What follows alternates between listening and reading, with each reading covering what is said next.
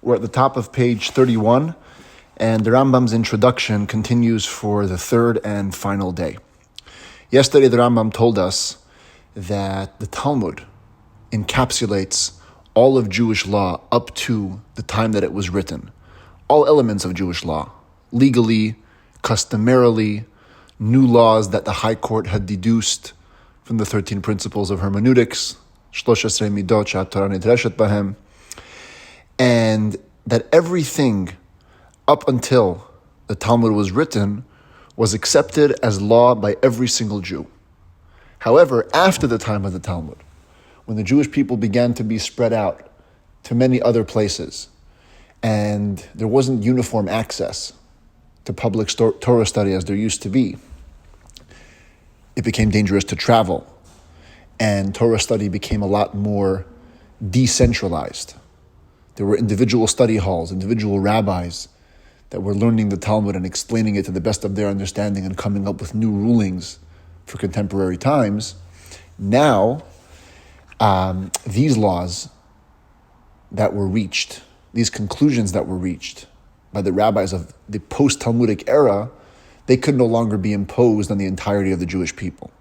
Instead, every rabbi locally ruled based on his logic what the law would be in the given case. And no longer was there authority based on generational precedents. Just because you were in an earlier generation doesn't mean that your law is accepted as final. If a later rabbi came and decided to reconsider it, he had that authority. Today, the Rambam makes a very big caveat on that last piece. Udvarim halalu, says the Rambam. These things, in other words, the fact that we follow the logic of the current rabbi, and he doesn't need to bow to any specific authority of the previous generations, is only bedinim gzeires v'takonos u'minhagos shenischadshu achar chibur haGemara. Applies to laws, decrees, enactments, customs that were made anew after the compilation of the Talmud. But everything that appears in the Babylonian Talmud, every Jew, no matter who, has to follow them. And we force every city, every province to behave according to the customs that the sages of the Talmud behaved in. To follow their decrees, to follow their enactments. Since all of those things that are written and recorded in the Talmud were agreed upon by all Jews. And those sages who made the enactments or decreed the decrees or brought the customs into practice, or taught a law, and learned that the law should be such, at the time, they were all of the Jewish sages. In other words, it was a unanimous decision, or at least it was a majority decision. These sages of the Talmud were the ones that had heard the tradition at the source, at the root of the Torah in its entirety, generation after generation until Moshe Rabbeinu. And therefore, whatever is stated in the Talmud is universally accepted as Jewish law. Now, says the Rambam, Kol HaChachamim, just like we know that the sages of the Mishnah are called Tanoim, the sages of the Talmud are called Amoraim. Today we learn the title for all the sages, She'amdu Achar Chibur HaGemara, who stood after the compilation of the Talmud, Ubanu Bai, and understood. In other words, they devoted their lives to understanding it. And they became famous in their wisdom. These people of the post-Talmudic era, these rabbis are known as the Gaonim. Gaon literally means genius, and it's a title for any rabbi that lived immediately after the final redaction of the Talmud. And all of these Gaonim who stood, and they lived in many areas. Some lived in Israel, some lived in Babylon, some lived in Spain, some lived in France. In their time, they learned and really sought to understand the way that the Talmud should be understood, and they brought out to light things that were hidden inside it, and they explained its concepts. The Talmud at the time that it was written, was a great access point for all of the Torah Shabbal Peh, all of the oral Torah. But it seems like as time went on, the Talmud itself, which was supposed to be an elaboration of the Mishnah, became cryptic and now needed its own interpretation. So the Gaonim devoted their lives to explaining the Gemara. Says the Rambam, because the path of the Talmud is extremely deep. Firstly, and secondly, Shul Balashon Arami is written in Aramaic, Mu'urav in Lashon Shacharis, mixed with other dialects. It was written in that language because at the time that the Talmud was made in Babylon, that's the language that everybody spoke. But in other places, and even in the very same Babylon, but in the next generation, times of the Gaonim, so you cannot understand, you wouldn't know this language by default until you were taught it. And therefore, because the Talmud has a very deep path, plus it's written in a foreign language, says the Rambam,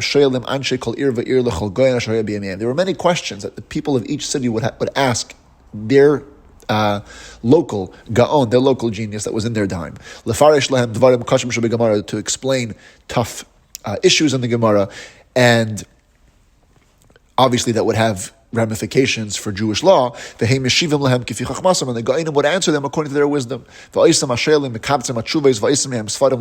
And those people that had sought the advice, the askers, the requesters of the Gaonim would actually gather their answers and created books so that they could use that to learn contemporary Jewish law. In other words, you had the Talmud, and then you had questions that were addressed to the Gaonim about the Talmud, and those questions received responses.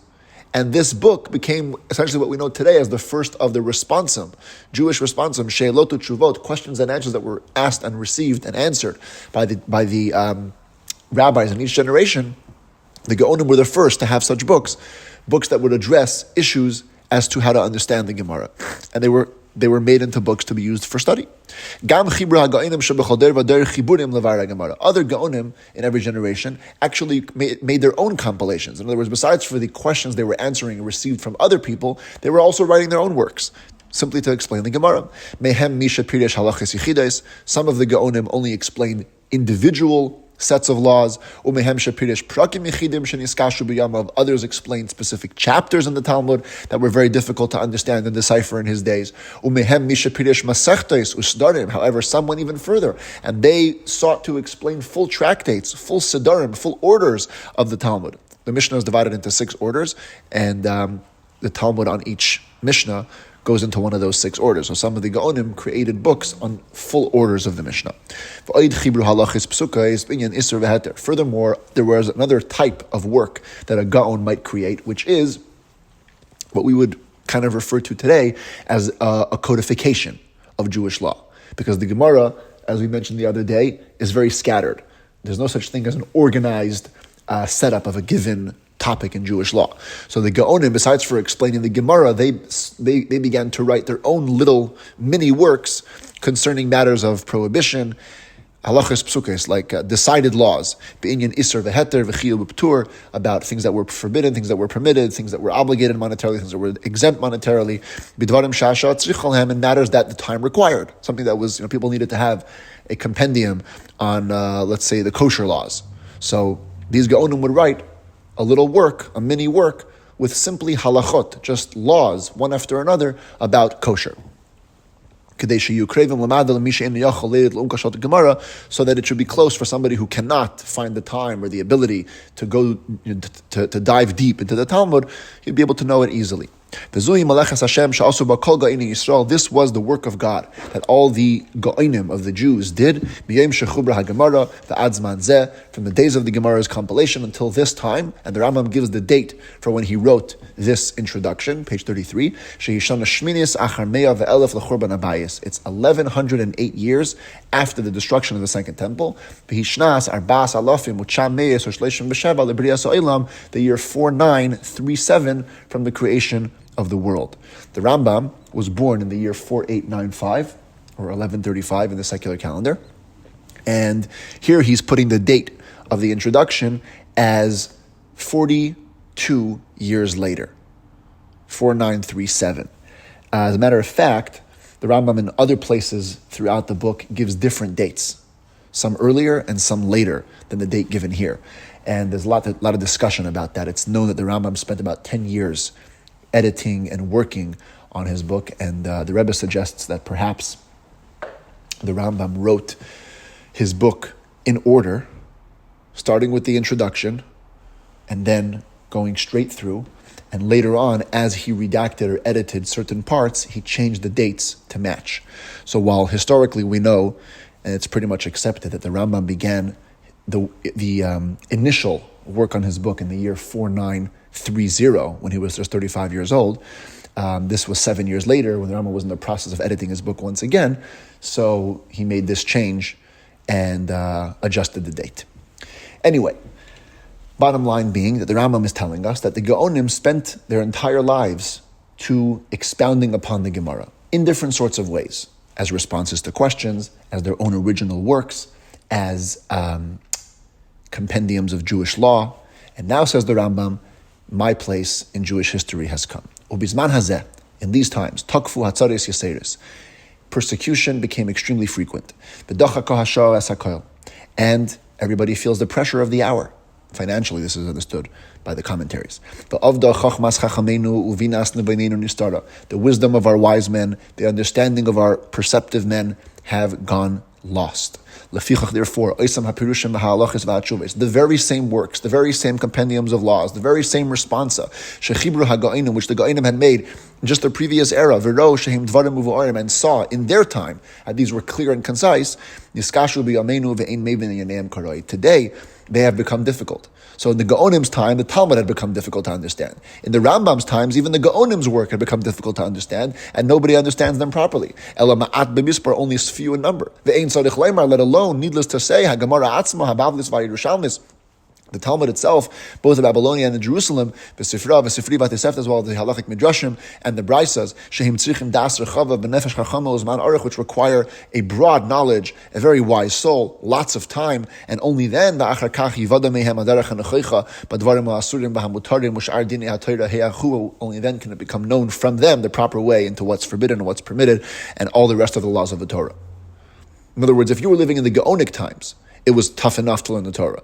Now that you're living in post-Gaonic times, now you have to deal with the Talmud, all of its associate commentaries, and the Gaonim's work. There's no way. It requires incredible genius. Says the Rambam, and because of this, ni'arti chotzni, I have girded my waist. I've put on a belt. Ani Moshe ben Maimon HaSfardi. Me, Moses, son of Maimon, the Sfardi, literally from Spain. V'nish'anti al atzur baruch hu. And I have also leaned on the rock. That's Hashem, blessed be He. Uvinaisi b'chol ilo asfarim, and I have delved into all of the books. V'ro'isi, and I saw fit lechaber, to compile, to author. Dvarim hamizbarim mikol ilo achiburim, things that come out, arise in clarity from all of these works. B'inyan ha'asur v'hamutar ha'tamei v'hatarim sha'ar dinei ha'Torah, that which is forbidden, that which is permitted, that which is pure, that which is impure, along with all of the other laws of the Torah. Kulam b'lashon brura v'derech ksara, they will all be there, clear and concisely, till everybody can access the entire oral Torah without any questions, without any answers. In the Talmud, a basic feature of a page of Talmud is the discussion, the give and take, such that if you want to reach the conclusion of the Gemara, you have to incorporate all the questions. What was the questioner thinking? What was the answerer thinking? It's a lot of back and forth before you get to the bottom line. The Rambam says, I've done all that for you. I'm going to give you just the bottom line, and you will have the entire oral Torah, in other words, the actionable part of the oral Torah, what you have to do and how to live as a Jew with no questions. Not this one saying that way, that one saying the other way. That's also a feature of the Talmud. You have tons of arguments. The Rambam says, no, I'm going to give you, again, the bottom line. I'm going to give you clear things, accessible things, proper things, based on the law that arises from all of these works, all of these explanations, all of these commentaries, that are in our hands since the days of Rebbe, the author of the Mishnah, and until now, so that all the laws can be revealed. And the next few words are fundamental in the Rambam, both for young and for old, which also means both for those that are small in Torah knowledge and big in Torah knowledge. The Rebbe would constantly stress this. The Rambam is for every single Jew. Doesn't matter what level you're holding in learning. You can and should grasp all of the Torah. B'din kol mitzvah, b'din kol advarim shtiknucham v'neviim, the laws of every single mitzvah and the laws of every single enactment made by our sages and by our prophets. Klal shel davar, the bottom line is, you shouldn't have to need any other work in the world, b'din medinei Yisrael, of Jewish law. Let this work be mekabet l'Torah shabal peh kula. May it be the gatherer of the entire oral Torah. The enactments, the customs, the decrees that were made from the days of Moses till the days of the authorization of the Talmud, along with the commentaries of all the Geonim after the Gemara was made, and therefore this will be the be-all, end-all of Jewish law. Therefore, says the Rambam, Mishneh Torah, I have called the name of this work Mishneh Torah, which means second to the Torah. Because your job is very simple. All you have to do is read the 5 books of Moses, the written Torah first, and then immediately read the Rambam, and you will know all of the Torah Shabal Peh, without needing to read any other book in between them. Again, the Rambam is making a very integral point. Torah Shabal Peh accompanies Torah Shabiksav. So the Rambam cannot replace learning the written Torah. You have to learn the written Torah. But as far as the commentary goes, that was given to Moses at Sinai and elaborated upon throughout generation to generation, written down in the Mishnah and the Talmud and the Geonim's works, I can give you, says the Rambam, the entirety of the Torah Shabal Peh without needing anything else, and that is what the Rambam is. And how will I make this happen, says the Rambam, page 35. The way I have made this book is that I have divided this work into sections of halachot about every topic. We're going to see, the Rambam has a section of halachot called Hilchot Shabbat, a section called Hilchot Chametz U'Matzah, Hilchot Yibum V'Chalitza. Every section of Jewish law is called Hilchot X. And in every topic, they have a section of halachot. And I'm going to further divide each section of halachas into chapters. And every chapter I will further divide into small halachas, subsections, let's call them, so that they could be able to be learned by heart. And imagine if I would have 1,400 laws of Shabbat. It would be impossible to remember. But if I take the laws of Shabbat and I divide them into 30 chapters, and each chapter into 12 sections, so now you have it's more graspable, it's doable. You can see each halacha as a unit unto itself and ultimately accumulate one after another till you learn it by heart. These sections of halacha that will cover every topic. Some of them will cover only one mitzvah. Assuming that it's a mitzvah that has much tradition about it. And therefore must be covered as a subject unto itself. However, other laws cover many mitzvahs. Let's say that all of them are discussing one topic. For example, later on in this book, the book of knowledge, Sefer Hamadah, the book 1 of the Rambam, there's a section that's called Hilchot Avodah Zarah, laws of Avodah Zarah. In the Torah, there's 51 mitzvahs associated with Avodah Zarah. They're all covered in this chapter. On the other hand, you may have a section of laws, for example, the laws governing the corpse ritual impurity, that covers just a couple of mitzvahs, but goes for many more chapters, because there's much tradition surrounding these laws. So the idea is that the Rambam divided his work topically. Every section of Jewish law gets its own set of halachas, whether it covers one mitzvah, whether it covers multiple. Mipnei, says the Rambam, because the way that the division of this work goes according to topic, mitzvahs, not according to the number of mitzvahs, as will become apparent to he who reads in this book. However, because it is a book that covers all of Jewish law, we do have to know how many mitzvahs there are. Says the Rambam, the number of the biblical mitzvahs that are applicable for all generations. Sheish Meis or Shleishas mitzvahs, 613 mitzvahs. Mehem mitzvahs aseh, Masayim Arboim Ushmeina. Some of them are action mitzvahs, positive commandments. 248 of those. Simun Lahem, the mnemonic, the sign to remember them is Minyan Evara of Shal Adam, the amount of limbs in a person's body, 248. Umehem mitzvahs leisaseh, and others are negative commandments. Shleish Meis v'shishim v'chamesh, 365. Simun Lahem, the sign for them is Minyan Yemei Shnas Hachama, the number of the days of a solar year are 365. And now, starting the next couple of days, so the next 6 days in fact, we're going to get an exhaustive list of all of the 613 mitzvahs, all 248 positive mitzvahs, and all 365 negative mitzvahs. Stay tuned for the following classes.